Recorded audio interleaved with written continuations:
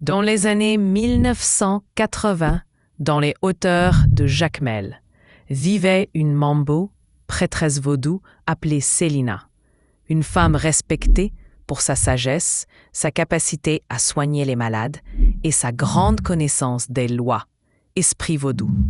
On disait qu'elle était chevauchée par Damballa, le grand esprit serpent, maître de la paix et de la pureté. Un jour, un homme du village, Duval, tomba gravement malade. Son corps se couvrait de taches, il perdait la mémoire. Il parlait seul, comme si des voix l'habitaient. Les médecins ne trouvaient rien. Alors sa mère, désespérée, alla voir Mambo Célina. Célina lui dit « Ça, c'est pas maladie quoi. C'est l'esprit qui fâchait. Ce n'est pas une maladie du corps, ce sont les esprits qui sont en colère. » Cette nuit-là, Mambo Célina fit une cérémonie dans son lacou.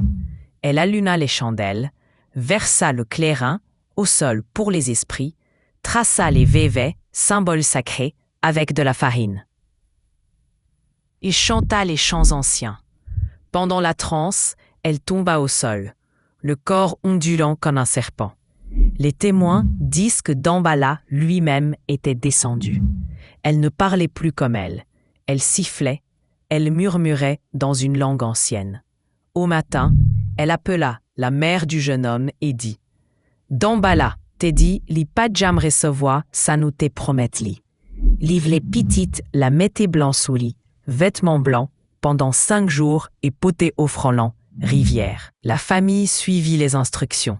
5 jours de vêtements blancs, silence, jeûne et une offrande de lait, œufs et feuilles de basilic déposées dans la rivière sacrée.